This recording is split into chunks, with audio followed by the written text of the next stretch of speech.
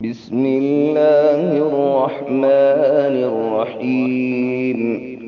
سبح اسم ربك الأعلى الذي خلق فسوى والذي قدر فهدى والذي أخرج المرعى فجعله غثاء أحوى.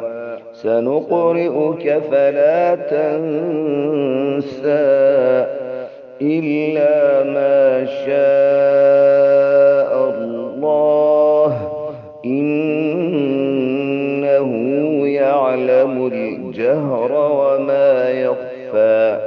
ونيسرك لليسرى فذكر إن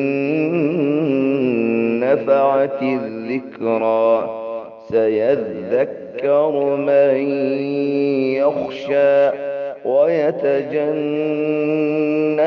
الأشقى الذي يصلى النار الكبرى ثم لا يموت فيها ولا يحيا.